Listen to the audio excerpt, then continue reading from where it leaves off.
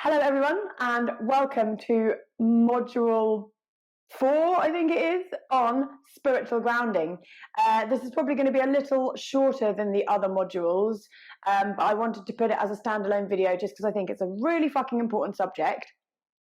The first thing I'm going to say is that the word grounding and like that you should ground yourself more gets chucked around a hell of a lot over the last year, like over 2020, when all of my abilities were open up.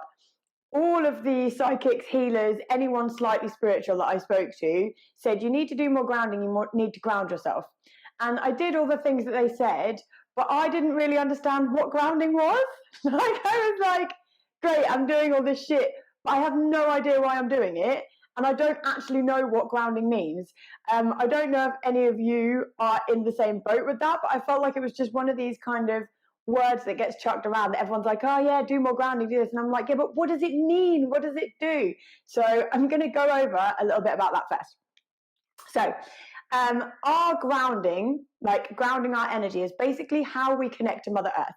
So obviously we are all, for the most part, earthly beings, and we all live on the earth. When we're ungrounded, it means that we don't have a very good connection with the earth. So having things like blockages in your chakras in your feet, in your root chakra, in your earth star chakra, which is the chakra underneath your feet, and blockages in your root system, even things like injuries in your legs can sort of stop this connection with the earth. Now, what that does and why it's so important is if you imagine your energy system, okay, so imagine all of your energy systems, and the energy that runs through your body is called chi, okay, this is your life force energy. Imagine that you've got blockages in your lower levels. These lower levels are like your sewage system, okay, so my analogies are rank. So imagine it's like a toilet getting backed up, okay, so if you've got blockages in your lower systems, all of your more kind of negative energy, like emotional baggage, past trauma, injuries, just any bad feelings, instead of draining out into the earth like a toilet when you flush a toilet, it's going to start backing up. So what this is going to do is just literally start building up your body, and it can cause all sorts of physical health problems, spiritual health problems. Once it gets up here, mental health problems. This is how we get anxiety. This is how we get a lot of stomach issues when you have like anxious stomach. And then when it gets up to the head, this is when we have absolute fucking overwhelm, burnout, breakdowns, crying. Do you know what I mean? Just when you literally can't cope, y'all need to ground your ass. Okay, so this is why we need to ground. Grounding opens up these channels so that all of this energy can flow down into Mother Earth. Now, don't worry about Mother Earth taking on your bad energy. To the Earth, all energy is neutral, okay? She has the power to alchemize all of this shit and turn it into good energy. So don't worry that you're putting all your shit in the Earth. She can handle it, she loves you, and she wants it. Went a little bit wafty hippie there, but she does love us. I love Mother Earth. Okay, so that is why we want to drain our energy down. That is why we want to ground, and that is basically essentially what grounding is. So what I want to talk about is how being ungrounded, first of all, how it feels and how it kind of plays out on the inside. And then I want to tell you about what it looks like in your outside reality so that we can see if you resonate with some of this. So and again, I'm teaching all of this course from my own experience. So I'm just going to go on my own experience with all of this. So how I feel when I'm ungrounded is I feel very unsettled in myself. I feel very scatty. Now, I already have ADHD anyway and a lot of energy, and I'm super psychic, so I'm ungrounded a lot of the time. So it makes me super scatty, it makes me kind of forgetful, and my energy with regards to how it feels, if you imagine a cone like this, excuse my microphone, if you imagine a cone shape like this going upwards from the earth, that's how my energy field feels. So it's like I've got hardly any energy at the bottom, and then going all the way up, it's like all of my energy is collected all around my head. So it feels like I have this big fuzzy cloud of over my head. I generally get quite lightheaded. I might feel a bit floaty. It's when when you get that feeling, which is very common in awakening, where you kind of feel like you're not quite in your body, or you feel like you're in a bit of a dream state, or you just feel a bit fucking weird. Okay, that all happens when you're ungrounded. What happens when you then ground yourself is, imagine the funnel tips the other way up. Now, when I've been really ungrounded for a while, and I do a really good grounding meditation or like a practice that grounds me, I'm like, oh my fucking God, I can feel my legs. Like literally, when I'm ungrounded, it's like below the belly button just doesn't exist. I can't feel my sacral area, can't feel my root, can't feel my connection to the earth. And it's literally like I can feel everything up here. So I can feel my heart, I can feel my solar plexus, I can certainly feel everything going around my head, but my legs don't exist. So when you tip it the other way, it just has this effect of, oh, do you know what I mean? Like bringing everything back down to the earth. And it also, because if you think about the funnel as like this, not only does it bring all your energy down, so everything's kind of, I'm not going to say more, it's more weighted, but in a good way. Makes you feel calm, it makes you feel still, more collected. But it takes all this from around your head. So it takes away that busy brain, that forgetfulness, that scattiness. And for people who want to activate their psychic intuitive channel, it fucking hyper focuses your channel. Because if you think, rather than working with this, like rather than your antenna being this big and taking out every fucking thing, excuse me, I'm really aware that I'm swearing a lot today. I'm very passionate about this subject. It's going to take it in like this so that you have a very, very straight, clear connection. So grounding helps you bring through psychic messages a lot clearer, and they are a lot more trustable that way. Those of you who are naturally very psychic, we'll have two types of people in this group: energy sensitives. Some of you will be very earthy, you'll naturally be very grounded, and you'll be very drawn to things like shamanic healing, working with the earth, nature, animals, all of that. Those of you who are like me, who are just naturally very psychic, you'll suffer from busy brain all the time. I call it monkey brain. Monkey brain is what I suffer from. You'll suffer from busy brain. You'll probably get some level of anxiety, and your psychic stuff will just be all over the place. You'll get all sorts of messages come in. You won't know what the fuck they're for, whether to trust them, whether it's just your head. And that's when you get into this, like, I have no clue what's going on. Do I trust these messages? So grounding, if you just literally think about it, every time you feel ungrounded, or if you have a little check-in, especially before you do my grounding meditation in the morning, just think, which way is my funnel going? Am I ungrounded? Am I growing up like this? Or is my funnel going this way? And am I grounded? And checking in and really getting used to how your energy feels and seeing which way your funnel's going is a really, really good tool to help you just generally throughout the day. If you are about to make some sort of big decision, for example, you have a big decision to make in life, check in with your funnel, make sure that it's not pointing that way, because if it is, you're going to have a hell of a job. So make sure that you ground and get your funnel pointing this way, energy drowning into the earth, and then you can get messages in clearly. That's enough about the funnel. Okay, let's see. So that's how being ungrounded affects you, like on I guess a physical level. I've said a little bit about what happens in your outside reality, but things like being scatty and unorganized, for example, for me, when I'm ungrounded, my house looks an absolute tip. I don't know if some people might have seen my Instagram story today. I've had a very ungrounded week. I looked around and I've suddenly got crap on every surface. When you're ungrounded, you will struggle to cope with day-to-day things. So your root chakra is like the chakra of kind of safety as well. It's the chakra of it's like your primal instincts is what I'm trying to say, your primal instincts. So when you're ungrounded, you also might feel like a little bit unsafe, a bit unsure of yourself, like just in general. It can increase social anxiety as well. But for me, the big one, noticing it, is just seeing that I'm completely unorganized. My bills are stacking up. There's like, all the to-do tasks. When you're grounded, you'll get through your to-do list so much quicker. When you're ungrounded, you're going to be like, just adding things that I can't fucking cope. So that's how it looks like in your outer reality, for me anyway. And I think that a lot of people will probably relate with that. Okay, so Now I'm going to go into some ways of grounding. There is a shit ton out there so this is something that you can Google and look up on the internet. I try and get people away from the internet with a lot of things, but stuff about grounding, you can find so many different ways out there, but I'm just going to give you a few of my favorites. So, number one, the grounding and protection meditation that is part of this course.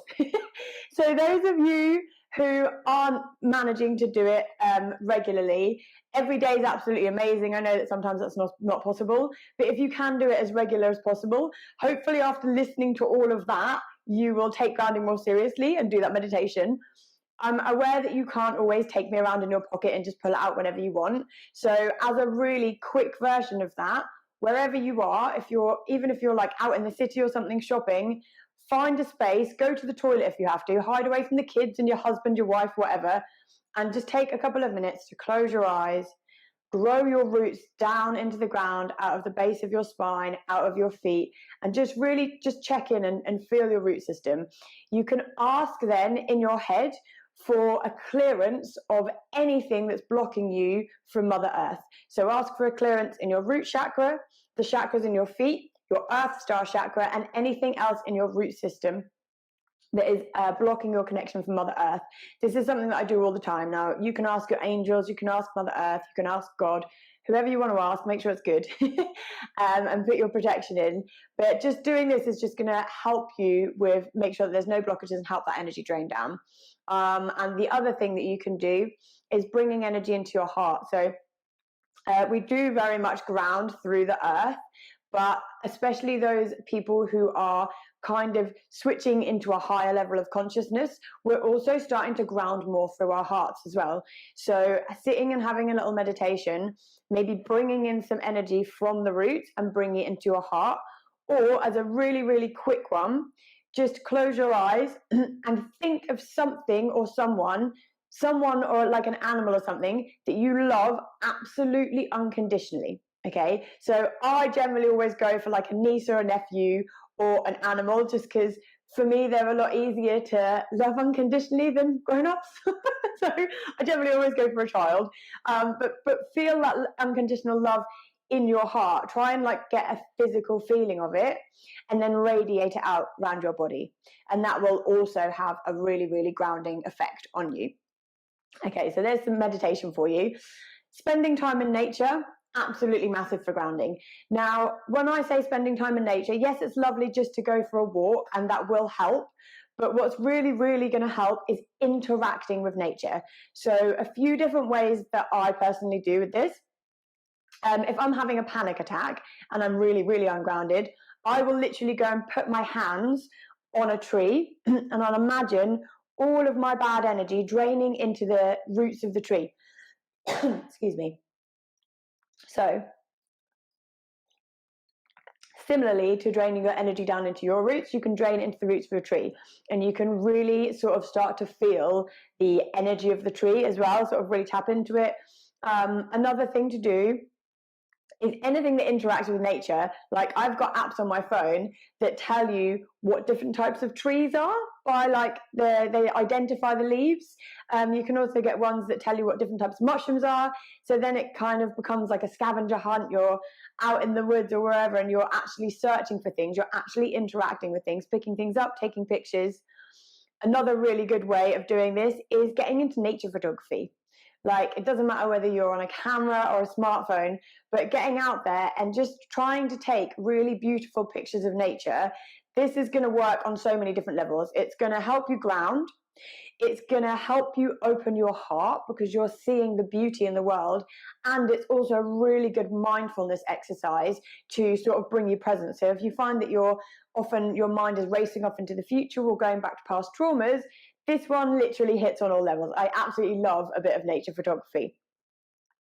Something else that you can do is if you are artistic at all, you can sit and draw or paint nature. Literally drawing trees and plants and stuff has the same effect of connecting with nature and keeping you grounded. Something else that I like to do is climb trees. Like who doesn't like to climb trees? So I won't just go for a walk. I'll always go to the same tree. I will climb up it and I'll literally sit in a tree. If you're a bit scared of climbing up a tree, then you can sit underneath the tree. But it's really kind of finding that communication. You can pick flowers. You could go, I was just about to say, you could go dig a hole. On the beach, though, you could. Like, the beach is still nature. You could go to the beach. You could make a sandcastle on the beach. You could dig a big hole and sit in it. Do you know what I mean? It's just finding these different ways, collecting shells and stones, finding some way of interacting with nature, and that's going to keep you grounded. Another way of grounding yourself is orgasms. Yep. Orgasms. So whether they are with yourself or with a partner, orgasms ground you like that. Bam. So this is me telling you all to go off and have more orgasms. I think I posted something on my Instagram a while ago saying that orgasms are good for your root chakra. They really, really are, because if you think about where an orgasm takes place, it's all the lower chakras. So when that explosion of energy goes off, all of your energy goes and just goes straight down to there. Walking barefoot is another good one. Walking barefoot in nature. I mentioned on the protection and boundaries module about going outside and putting your hands on the ground and asking Mother Earth to take away anything that doesn't belong to you. This is, again, another form of grounding, but it's like clearing and grounding. But similarly to that, go out, literally just take your shoes off and go outside barefoot. Even a couple of seconds in the garden. When I'm, for example, doing an online course and I'm learning a lot and I'm spending a lot of time on the computer, I did one recently where I literally just had bare feet, and every break we had, I literally went and just stood in the garden in my bare feet and just stood there in the air, imagining everything melt down into the ground. You can also look into things like getting it. It's also Masturbation May, so definitely a great time to start more self-loving. Masturbation May, I didn't know anything about that. That's fucking brilliant. Thanks. I'll be checking that out right after doing this. Completely threw me off. There's also things you can get. You can get earthing mats. I don't know a great deal about them. I've never experienced them, so I'm just going to chuck that in there as something that you can research.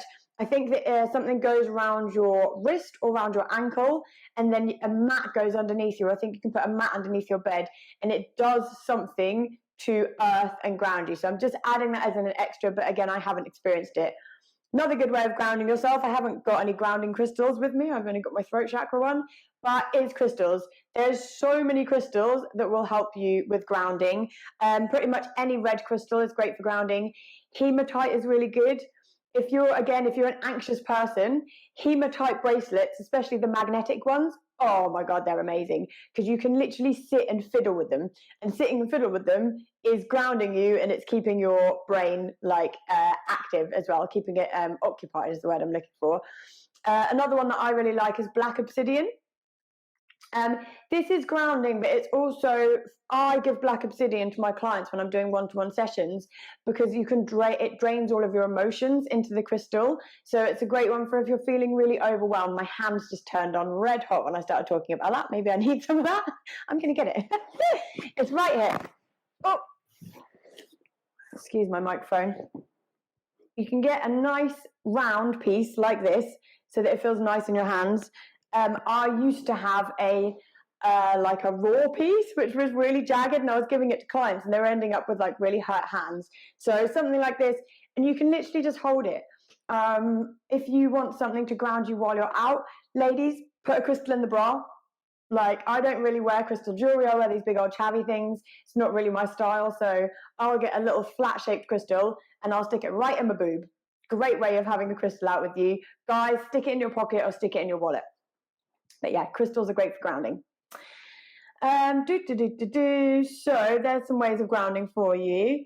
The last thing I want to touch on is when you are ungrounded, it's harder not only for you to bring psychic messages through, but your animal spirit guides will come through not very well. Now, I'm going to give you an example of an experience I had quite recently, which kind of brought me to this realization. I did a shamanic journey, and I called my wolf in. I've got this big, beautiful white wolf spirit guide. I called my wolf in, and the wolf looked really, really fucking unwell. Like literally was like all covered in mange and cuts and looked really weak. And I started panicking. So I was like, oh my God, am I under psychic attack? What's happening? What's going on? And then I just had the intuitive message that I needed to ground myself. So I called in the angels to clear all of my blocks from Mother Earth, like all my blocks and my lower chakras. And once I did that and felt it lift, suddenly the wolf appeared again and was like, beautiful shiny coat, standing there looking all strong, like let's go. And I was like, holy fuck, I never knew that affected them that much. So obviously one of the meditations on this course is to meet your animal spirit guides, and I will do some clearing blockages with that. But if you ever kind of do shamanic journeys in the future where you're working with your animals, if your animals look unwell at all, or they look weak or anything like that, it's because you've got blocks in your lower chakra system, and it's because you're ungrounded. You need to clear all of those out so that they come through stronger. It's a little extra on there for you. So that is pretty much it for the spiritual grounding section. Let me just look for questions. Where do you get your crystals? I get my crystals from a whole range of places. I get some from Facebook groups. There's like, I try and get like used crystals. Just make sure you cleanse the shit out of them, just because I know that crystal mining is really bad. And in Norwich, where I live, there's a guy on the market, so I generally go to the market. If there's anywhere physical that you can go and get them, once all the shops are open, if the shops are open, then I would recommend trying to get your crystals in person if you can, because you should just get whatever crystals you're connected with. It's quite rare that I go into a crystal shop with a specific crystal in mind to get, apart from when I'm getting something like this for a specific purpose. Or black tourmaline is really good for protecting your energy, and I put that in my bra, so I went and got that specifically. But other than that, I'll literally just go into a crystal shop, and whatever I'm drawn to like a magpie, don't second guess yourself and be like, oh, it's just because I like that color, or oh, it's just because of this. If you are drawn to it, get the fucker. There's a reason why you're drawn to it. So yeah, just go into any in-person shop pretty much.